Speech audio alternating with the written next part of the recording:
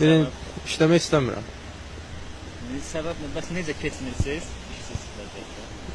Öz işimi qururam.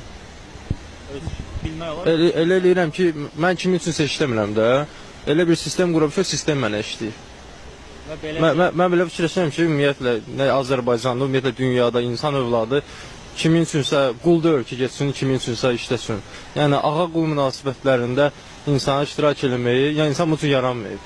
İnsan yaranıb ki, özü burada sahibi olsun, öz dünyasının sahibi olsun, öz həyatının sahibi olsun, öz həyatını qursun. Necə rəssam şəklini çəkirsə, nəyinsə, insan öz həyatının şəklini çəkməyi, öz həyatının yaradıcısı olmalıdır. Rəssam öz tablosunun yaradıcısı olduğu üçün.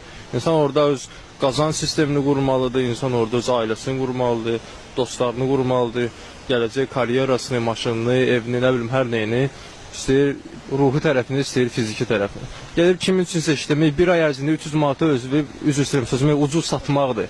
Kimin üçünsə karyerasına sən gəlib orada qulluqçuluq eləyirsən. Bu əvvəl tarlada baş verib qamçı altında, indi prosta müasir ofislərdə xalçanın üstündə baş veriblər. O qamçı da var da, maaşını keçəcəm, nə bilim, nə eləyəcəm, həmin qamçıdır da. İnsanlara məsləhət görə bilərsiniz? İnsanlara məsləhət, məsəl üçün, mən bir müddət Koreyada yaşamışam. Cənubi Koreya, Seul şəhərində. Bizdə hamı iş axtarır. Hamı iş axtarır ki, iş olsun, işləyə. Koreyada heç kim işləmək istəmir. Çünki onlar hər biri ailə mədəniyyəti var cəmiyyətdə. Hamı öz biznesini qurur.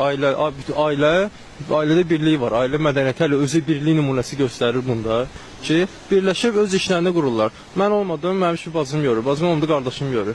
Bir-birimizi vuruşat eləyirik, ruslar demişdi. Onlar hər biri xalq bunu tələb eləyir deyə, hökumət də məcburdur buna kömək eləsin. Hökumət də məcburdur ki, şərait yaratsın ki, fərdi sahibkarlar öz işlərini görsün. Ona görə orada fərdi sahibkarlara böyük dəstək var. Ancaq bizdə hamı qulluqçuluq eləmək istəyir, hökumət də məcburdur onlara iş düzüb qoysun. Burada problem hökumətdə, problem hər bir fərdin özündədir ki, mən istəyirəm ki, kimin üçün işləyim, 300 manat versin. Çünki bunun üçün əziyyət çəkmək lazımdır. Lapatqanı və mənə vedirən ora apar.